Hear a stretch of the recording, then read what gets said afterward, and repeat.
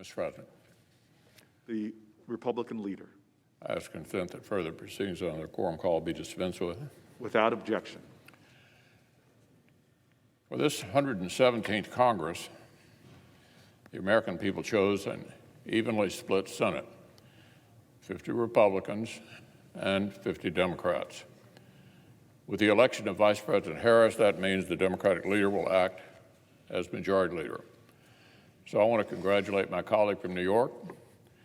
His pride and emotion were palpable yesterday as this self-described kid from Brooklyn and son of an exterminator and a housewife became the first Jewish member of Congress to lead either chamber, an historic milestone. Now, the Senate's handled an even split before. 20 years ago, faced with the same scenario, the two leaders brokered a power-sharing agreement so the institution could function smoothly.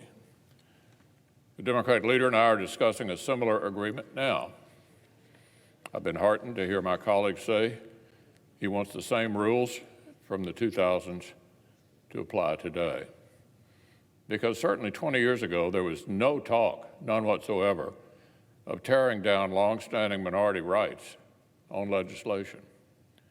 The legislative filibuster is a crucial part of the Senate.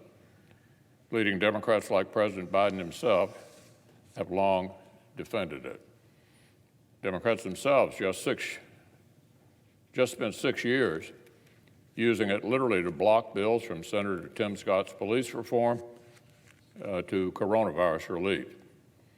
And less than 4 years ago, when it was Republicans who held the Senate, the House, and the presidency, 27 current Democrats, plus Vice President Harris, signed a letter insisting this longstanding rule should not be broken. So if the talk of unity and common ground is to have meaning, and certainly if the rules from 20 years ago are to be our guide, then I cannot imagine the Democratic leader would rather hold up the power-sharing agreement than simply reaffirm that his side won't be breaking this standing rule of the Senate. I appreciate our ongoing good faith discussions and look forward to finding the solution together. Our side takes a great deal of pride in the accomplishments that 3 consecutive Republican Senates have delivered for the American people. In 2014, our majority was elected to check and balance the last years of a lame duck presidency.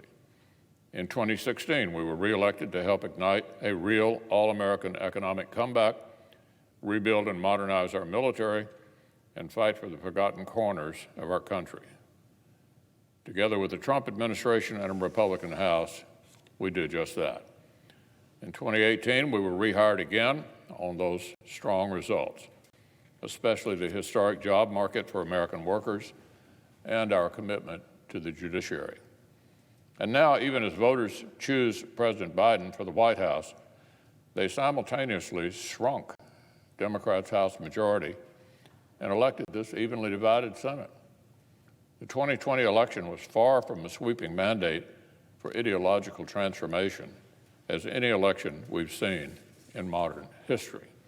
The American people stunned the so-called experts with the number of Republicans they sent to the House and to the Senate to make sure common sense conservative values have a powerful say in the government. So our side is ready to share ideas and work with the Biden administration, applying common sense to find common ground for the common good. But if and when our Democratic friends depart from common sense, when they retreat from common ground, when their proposals would harm the common good, then we'll use the power the American people have given us to push for what we think is right.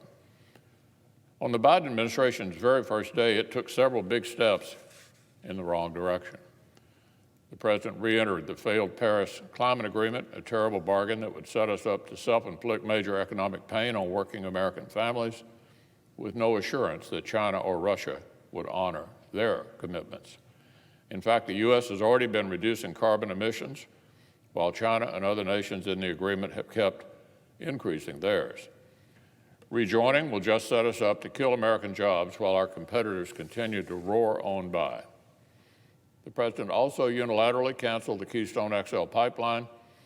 The day one priority was to kill thousands of American jobs, including union jobs, disappoint our strong ally Canada, and reverse some of our progress toward energy security.